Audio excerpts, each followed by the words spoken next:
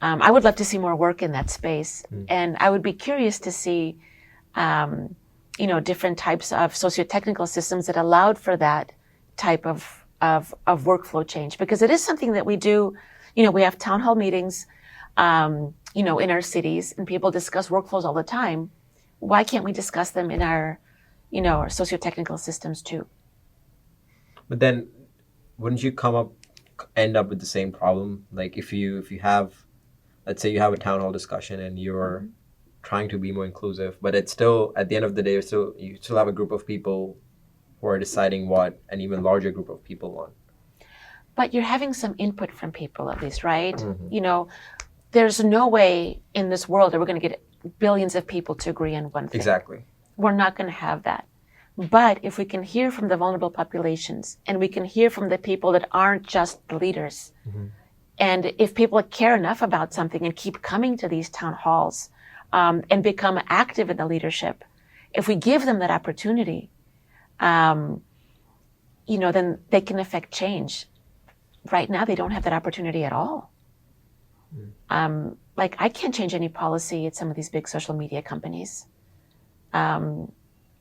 It's a big opaque box. Which is why some people have advocated for open source or being created their own social media, but you can because of these strong social network effects. Yeah, there's a migration now. I don't know how big it is towards Mastodon, for example, away from Twitter. Have you switched? I can't say that I've switched. I have both. You have both. I have both. But like you said, right? Like, I can't bring thousands of people with me. Like, I can take myself there and see who's there, but I can't bring everyone along for the ride. And at the same time, I bet there's people that don't even know what Mastodon is. And so there's the awareness issue. Like, awareness is huge. Distribution. The advertising. It's like the same thing with this talk show thing, right? Yeah. We can make it. We can work so hard, but if people don't know about it, do we actually do anything? Yeah. Yeah, so I think I've seen a lot of interesting social media sites be really successful, designed in small groups of communities where people sit together. And there's actually precedent for that. Like, one of my favorite precedents is there's this great book, and I forgot the name of the author, but she writes about how, in Great Britain, United Kingdom, there was a time when the monasteries took care of the roads. And then when, the king decided that there was going to be one religion and he was going to be the head of it, the land was taken from the monasteries. But a byproduct of that was that the roads were unkempt. And so what happened was people actually came together. They formed groups and they started building maps. And they started building these maps, not just to get from point A to point B, but to know which roads were damaged so that you would know not to take those roads. And they would get together to think about how to actually go about building that. And so this community came together because of a need. And they didn't know how they were going to solve the problem. They were going like point by point, like, we need to do this, so let's start doing it this way. And so we started seeing some of these crowdsourced tasks emerge recently. So that's been like another big area where coordinating a bunch of people coming together sometimes has been happening by algorithms, sometimes has been happening by other people. But this idea of people coming together to create something is not new. And another great example of that is the Oxford English Dictionary.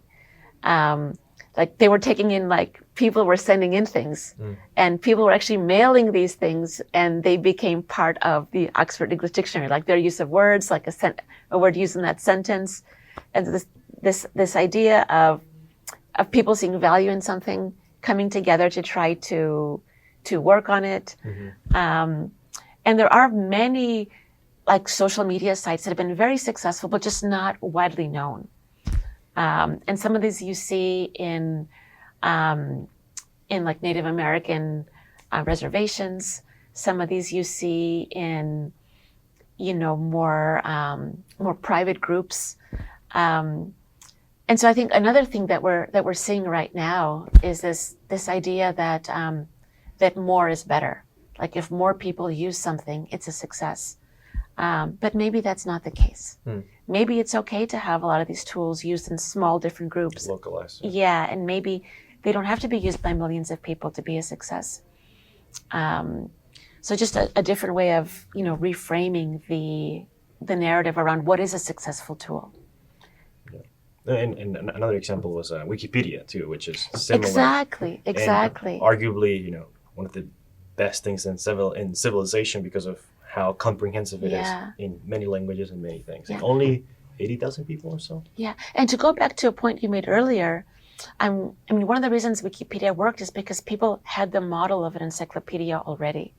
Like you said, people don't always know what they want, but they knew what an encyclopedia was, and they knew how to recreate a version of it online.